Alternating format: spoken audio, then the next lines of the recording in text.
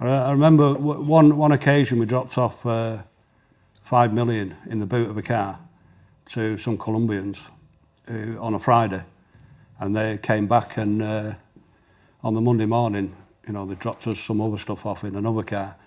They come back Monday morning and asked us where the money was. And they'd been driving about Amsterdam all day, well, all weekend with £5 million in cash in the boot.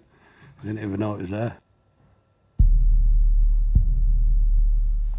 I came from a really poor area in Manchester. There was nine children, 9 brothers and sisters. I started crime really early, at the age of 8. Shoplifting because we had no choice really. Either shoplifted or didn't eat. That carried on and expanded into all little bits of rubbish, burglaries, robbing the school that I was at. That evolved into cars, ringing cars and things, and I started sending the cars to Spain and swapping them for money at first, and then I started swapping them for cannabis. I loved music. Age of 14, started to merge into that side of things. I put on illegal parties, which were pay parties, effectively, right, where we'd get an old, house, clean it up, make a makeshift bar in there, and charge people £3 admission to get in. Then I found myself in trouble with the law when I was about 18 years old, tasted my first little bit of porridge. I came out, and in 1988 there was a new scene coming out, which was warehouse parties music, and we started to put on huge parties all across London and Essex. It wasn't long then before I saw the money that was being made through the parties with ecstasy, and it just made sense at some point I would get involved in that particular, product. So I got heavily involved in that, the manufacture and the importation of ecstasy tablets. Remember, actually, first drug deal I actually done was funny because it was a painter that used to work for my mum and dad, fixing up some of the properties they had. And he'd brought in a few pounds of marijuana on a kamikaze mission from Jamaica after a holiday. And he wanted to basically sell it. And I basically put the deal together, but rather taking some money out of it, I took, a portion of the weed and then gave it to some guys who, when they were going down to the shop where you got the little button bags, where they used to put the buttons in, the little thing bags, button bagging it all up into what I think £5 or £4 drawers and giving them to sell it. And that is when I started to get involved with a taste for drug dealing. Well, once you get to a certain level in cannabis, especially when you live in see, most of mine was from Holland. I was in Holland from the early 80s, lived there most of the time really. And it's a more open thing there, nobody's bothered about cocaine. Heroin was a bit of a naughty thing even back then, but cocaine was a natural progression from cannabis into the clubs. And it was mostly just sniffing, there was no anything after, the crack and all that. There was just all sniffers that I knew. And I think it's just a natural progression, Once you get to a certain level of money with cannabis, it's a lot bulky, you don't get as much profit. You need to fill a container to get decent money, whereas you get a suitcase full of cocaine and it's a massive difference. Yeah, I think progression to Class A drugs came in a direction for me because I've done warehouse parties. I took ecstasy tablets, but before that, where I was coming from, the thought of someone taking a tablet or sticking something up their nose, it was really scorned on, Yeah. And I suppose it was different group of people I started to mix with, the parties. I saw the ecstasy as very harmless and united people. So I didn't see any problem with it because I took it myself. I thought, there's no problem in being involved in the manufacture and distribution of them. Cocaine was a different story. Cocaine came obviously after the lifestyle, obviously. Yeah, it came after the ecstasy, really, didn't it? Started to use it, but the ironic thing was, the cocaine in levels of smuggling, I could actually, probably in terms of profit margin, smuggling marijuana, because I was smuggling it from Jamaica, a producing country, the margins were very similar. So even if you was paying like £50 a pound for, high grade marijuana, by the time you'd, let's say, loaded that up, paid for your transport cost, it was landed there at about £100, £120 a pound, which again could wholesale for £2 a pound. So that's a huge profit margin.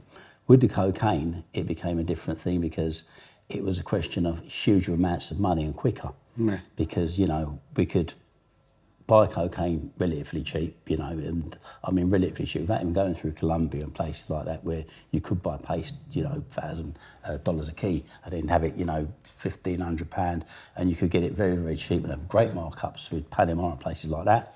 We just landed down to Guyana. So it was like, you know, £2,000 a kilo down there. That was loaded, you know, put on a container. Yeah. And then, you know, wholesaled here at 25 grand a key. So, you know, the markups were big. Yeah, the yeah, speed you had of a selling different it. market than me, didn't you? The speed of selling it, you know, Yeah. just we could sell, you know, cocaine. I mean, like, I remember getting a container dropped here once for 300 key on it, and, you know, it was sold in 24 hours. Yeah. You know, it's insane, just 100, given to people. We couldn't, the money counting was the biggest problem. Yeah. And when you used to go and get yourself tens of millions of pounds, in counting, it took bloody well, literally a month to count the money. And that's with multiple counting machines. Yeah. At your highest point, how much would you turn around in a day? Wow, how much a day? That's hard to say. Yeah, it's hard to say. Because, Some days for me was millions in cash, you know. I remember one occasion we dropped off 5 million in the boot of a car to some Colombians on a Friday, and they came back, and on the Monday morning, you know, they dropped us some other stuff off in another car. They come back Monday morning and asked us where the money was, and they'd been driving about Amsterdam all day, well, all weekend with £5 million in cash in the boot. I didn't even know it was there. How does it feel to be around that much money and that much drugs? Scary sometimes, because like we're saying, you know, it's our responsibility as well, and especially in my case, you know, where it's the Colombians who I owe the money to, you know, and you can't mess about with people like that. They've got their own people.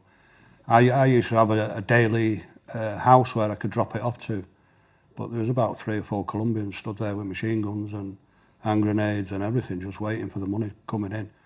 And you could walk in the room and throw a bin bag full of money into the room, and there was plenty of bin bags already in there. Yeah. You know, so it just become a product. The money became the same problem as the cocaine itself. It became a product. It was no longer money. It was just big sacks full of something inside it. I didn't even start looking. You know, we had other people to count it, and it was just being delivered. My mindset wasn't really focused on how much money have I got and where is it, you know, and I didn't. No, I never because when you thought start about to do no. that, you know, you shouldn't be in the game. Yeah. Because you transfer it in from, you know, a monetarial thing, and you should transfer it just like a businessman, in my opinion. Logistically, if you are bringing stuff, and whether it's buttons, whether it's shirts, whether it's bloody cars, same thing, isn't it? same thing with your product, and it's, you know, your turnover just spills back into that. Yeah. You know, the more stock you keep, the more money you've got. Yeah. When you're ready to cash it up, you're good to go. I did it myself. We got a team of us together, decided to do it. So we had 8 people, all smuggling 25 kilo. That was in the early 80s, well, middle 80s. We had it organised, luckily, in Ecuador, because it was a military dictatorship, really, there at the time. And when I took my bag to the conveyor belt, there was a general stood behind the bag, and he never left sight of that bag. And that bag got put onto the plane at that end. It was safe. But at the time, we didn't have control in the European airport, and we just had to carry it through. So the only thing that was in my case was 24 kilo and sponge to protect it. That was it. That was the ones that we did sort of as a kamikaze, really. You know, but we got through. Everybody got through. It was ended up quite good. And then we just evolved into containers, really. You just work with containers, as you know. You know, the people normally in Colombia, the people already organise the containers, so you don't have to deal with that side of it. You need to set up a business, obviously, to receive it at this end, or wherever it is that you come in. Because I never really smuggled into it, so it's different. Mine was all into Europe, and it got dispersed from there into all different places. But obviously the best way was have it organised on both ends, you know. Make sure it's a clean through, so you've got bent people on one end and bent people on the other end, dealing with it as you know yourself. Hard end. Yeah. But smuggling, I don't know, I just loved it. And that's the worst thing, it was addiction to me. Yeah. Because as kind of person I am, I like to experiment things, you know. So as I said, the kamikaze with the cases, you know, we've done those. And obviously the method I used to use was, obviously we used to have, sometimes we had customs officers down there, don't get me wrong, at the airport who would put them through the clear channel.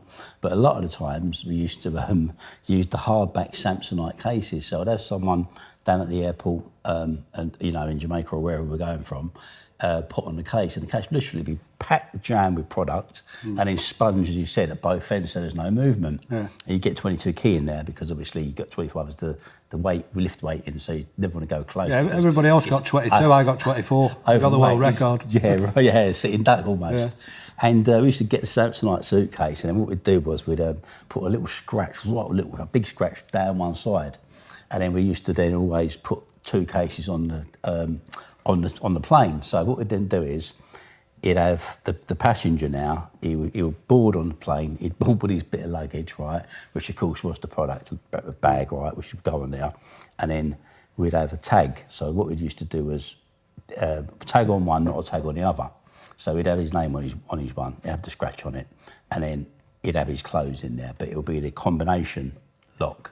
So he'd know the combination to the lock. So when he came at this end, he would walk up the carousel, he'd pick up the one with a scratch on it, which was full of gear, right? And if he did get stopped, and the customs would say, what's the combination? He'd give him his combination, and of course, they would be like, it ain't opening. They'd levy it open, find the gear, he'd get taken to an holding cell. Then, of course, he'd start kicking off, this ain't my case, this ain't my case.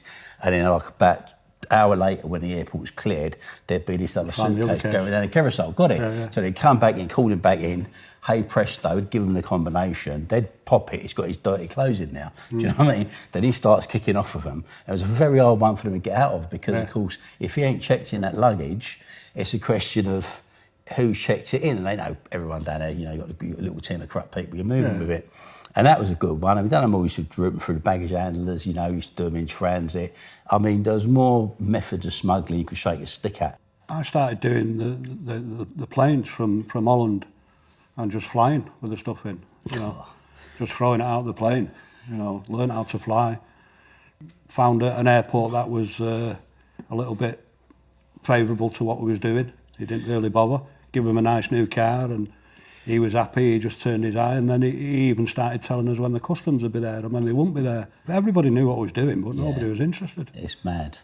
I think we all think we're doing something unique, but it's all been done before, hasn't it? And that's the thing about it. There's no such thing as a new smuggling method. No. And people think, oh, what are they talking about these methods for? The police know about them. The reason why they don't get them is there's so many of them happening. They just can't, they haven't got a man's source to get them all. When I went over to Colombia, I had to go into Lucho, who's the don of the Cali cartel, and he'd lost 3,000 kilo through Curtis and the people in Holland and thingy, and he had no knowledge of it. And unknown to me, I walked into the boardroom, and there was about 10 Colombians. Lucho was sat in the middle, and the first thing he asked me was, "Where's my cocaine? Where's my 3,000 kilo of cocaine that I had nothing to do with?" But I'd come over representing people who'd lost. You know, the police had got it and everything, and nobody told them. So then once I had to sort of establish that I wasn't part of that. People coming in and out, and every time that bloke walked out to check what I'd said, you know, that was, if he came in and something was wrong, that was an assassination. You know, I wasn't going out of that room. Luckily, I had the right answers because it was true what had happened. And there was proof of it in the world press and everywhere that they could check. And luckily, that was a bad interview for me. You know, I did convince them in the end, and then we started working again. But you put yourself in them positions, ridiculous. Yeah, and you know, you're walking into things sometimes. And I remember one particular spate at a time, within space of about 2 years, in total lost 8 people. One person I was very close to, we'd done a lot of business together. He went for a meeting with some people in their constituency down in Jamaica. Car drove in there. They were all sitting on the sidewalk. He pulled out his gun to say he's got a licence to firearm. He did have a licence to firearm. He thought they were police, plainclothes police. They pulled out AK-47s and obliterated 3 of them, murdered them on the pavement. And that day, had I been in Jamaica, I would have been on that pavement talking to them as well. Yeah. So I would have been dead, you know. And then during that same period of time, I saw so many things, you know, people getting shot in the head, you know, putting boots of cars, getting set alight. What scared me the most was I got used to it. Well, I got 22 years in my absence because I escaped the day before I was due for sentence. The judge wasn't happy on the day. But it was in 93. So it was at the time when, in 92, this happened. I would have got about 11 years. But for some reason, the new politicians come in, stepped everything up, said that they were becoming terrified of what was coming, the drugs and everything. And they more or less doubled the sentences. That's why I escaped as well. Because, you know, I wasn't expecting 22 years. And it was only, that was for me, my first smuggle, which was 6.3 kilo from Curaçao. And it was 40 kilo of cannabis. That's all it was. Well, I say all it was still quite a new thing in 1993. But he gave me 22 years in my absence. That's when I escaped and shot up to Holland. Got caught there and got another, well, I got 7 years first for the 420 kilo of coke. Stephen, how did you escape? How did I escape? From the transport. So I was in a prison called Risley Prison. You've heard of Risley, haven't you? Near Liverpool. And in the days when I did that, it was the prison guards took you to court. So I escaped just by a car, waiting outside, waiting for the coach to come, because it was just a coach, not the horse boxes that they have now. Yeah. It was the coaches, and it was the prison guards who used to take us. And in those days, I was just classed as a normal prisoner. I wasn't Cat A or anything. And obviously with the group I was involved in, they arranged everything from the outside. And a driver stole a car that morning and waited on the car park, waited for the coach to come out. He pulled out, and as he's pulled out on a roundabout just outside Risley, outside the prison, and a police van pulled up onto the roundabout where he'd stopped. And I thought, well, it's on top, you know, but it wasn't. It was just unfortunate that the police van was there. The coach then, the driver then set off again, went down the dual carriageway, waited for the coach to come up and pulled out again. And it was up to me to get off, you know what I mean? He was just getting out of the car. I was attached to a young bloke from Manchester who knew nothing about it. I think it was crossed over like that. And he pulled out, the coach screeched to a halt. I jumped up and said, nobody move, and nobody moved for a bit. Walked to the front of the coach, pulled the emergency exit, got off, and I was just dragging him along, really. He was luckily he wasn't a big lad. Yeah. But I dragged him off the coach, got into the back of the waiting car. We took him to Liverpool to swap cars, 2-3 cars before we moved into Liverpool, and got the cups cut off us, and that was it. I sat in a flat for about 3 months before I moved, and then got a private plane to Holland and started again. But yeah, I had 30 years in prison. That was my sentence. I did 16 and a half. Did nearly 8 years at triple Cat A, which was, as you know, is horrible, extreme. It was the first part was in Holland because I was captured in Holland. When you say extreme, what do you mean? Extreme was you're in your cell all the time on your own. When you come out of the cell, there's 2 guards there. In where I'm talking about, which was a place called Nieuw-Vossenveld in Vught, in Holland. You come out, they pat you down, put you into a cell next door, strip search every time, everything off. So you stood naked in front of them, they make you bend over, and then you put clean clothes on that they'd supplied, and then you could either go to your work thing, which was everything was done through a 3-door system. So you walked into one door, it was blocked off, went into another door, that door was open. So it took you half an hour to get anywhere, even to get to the works. But you was never in a group with other prisoners, it was just you and the guards. I mean, for 2 years I spent in Nieuw-Vossenveld because the other person that I was in there with was in for mass murdering, but some of them were children. So I spent more or less 2 years in solitary in there. And I ended up playing badminton with the guards because there was nobody else apart from him, and they couldn't let us out. All your visits are behind triple bulletproof glass. everybody who comes in has to go through strip searches. When people want to come and visit you, they have to apply 6 months in advance, and MI5 go and visit them at the house and stuff like that, you know. So that was a triple Cat A, and I spent 8 years under those conditions, even when they brought us back to Holland. In total, of my life, and I count them by Christmases and New Year's. Yeah. So I served 10 Christmases and 10 New Years in prison, one way or the other. That's from youth custody, on remand or sentenced. I saw some mad things, and I'll never forget. It was like there was Cat A, anything can happen. You know, it's a case. Everyone's dangerous. Everyone's a lifer, and you always expect the unexpected because anything can happen. Yeah. I'll never forget one day was on the ones. I was still on remand. House Block 1 Lifers wing in Belmarsh, and I see this kid. He just got a 34 rec, I think it was, and we were sitting in an association. I was sitting with another guy in my cell. He'd done 22 odd years. We were talking. The door was open, as all the doors were on land and open. Guys walked down the stairs. Guy's eating his plate on his bed. Guys come down with a tuna lid, and back then, you know, if you had a tin of tuna, you could. If you had to open it, you used to get a nail clipper. So you pull the nail clipper top bit off, and you'd ledge it round the tuna tin. Yeah. But you'd come off with a jagged edge top. He's come down with a jagged edge top. The guy's eating his food, and he's walked in it with him. He's a big lad, and he's gone boom with it. He's brought it down with all his force. I see it going at the top of his head, coming down through his forehead. It's gone straight through his eyeball, popped that in two, come out and come down the bottom of his chin. And when it's opened, you can see the bone in his skull, right? And I was right in front of me, and I couldn't believe what I was seeing, right? He's dropped the tuna lid, walked back up the stairs, blood's bucking it absolutely everywhere. The guards had locked it down, shut it down. And I thought, that was like an experience. And I've seen a dozen situations like that. He's getting his hair cut. He's gone in a shower to go and get himself a shower afterwards. Guy, two of them's come in with tuna lids and carved them to pieces in the shower. You know, hot boiling oil getting thrown over people. Yeah, for people who don't know what we're talking about, the oil was created by... Ghee. They wouldn't let you have actual cooking oil. Oh, yeah. So they let you have butter, which you ghee. used to melt down ghee, Yeah, ghee. into ghee.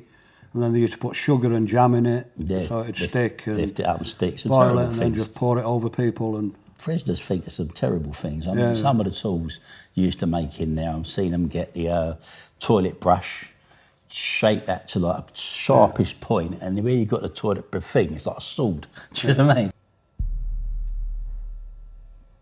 the turning point for me was, 16 and a half years of sat in sometimes solitary confinement for years on end, just contemplating what I'd done, the effect of it, trying to rationalise it in my own mind of what I was doing and what I'd done and what I was going to do when I got out. That was a thing, but I quickly realised that by the time I'd done my 30 years, I was going to come out as an old man, really. I think that was one of the factors. Apart from the fact I knew that I'd done wrong, and a lot of people had suffered through what I was doing. Them type of things are the ones that hit you more than anything, to make you realise that you've missed your family, you've missed your upbringing, you miss your kids coming up. You know, I didn't see any of my sons come up, everything, and then you realise that, you know, how am I going to get out of this? If I carry on doing what I'm doing, I'm going back into prison at 50, 60-year-old. It's a death sentence, really, isn't it? It's so true. You know, with me, the changing point, as I said, I developed a conscience. And I'd done all these things in my life out of what I thought was such a great and exciting life. But what it amounted to is I'd effectively brought shame down on my family, who were good, hard-working people who wanted to do better and had better aspirations for me, you know. You know, thought I was having this great time, but I was driving around in beautiful cars, beautiful houses, flying all over the world first class, living this life for all these years at the price of others. These people going home, not having food to put on the kids' tables, and, you know, broken down relationships, and probably even beating the kids, and guys out there selling drugs on the street, getting to groom kids to bring them to gangs, sell drugs for them. And I was the heart of this devilish, destructive circle that I couldn't even say I was part of that, Steve. And then it just dawned on me. I got it in prison in my mind. It was like, I've got to change, but I've got to change in such a way that I'm going to be an impact on the system. And like I used to smuggle drugs and done ingenious stuff and I've done all this other stuff, just put all my time and energy into that, creating a charity and just putting it all back in. Yeah, there's I don't know any big drug dealers who've not ended up either doing big sentences or are dead. You know. That's the fact. There was one bank who didn't give a toss for their customers. They were told if an armed robber comes in, don't matter if there's customers there, drop down behind the counter. They can't shoot through a bulletproof screen. What about the customers? Customers got to take their chances.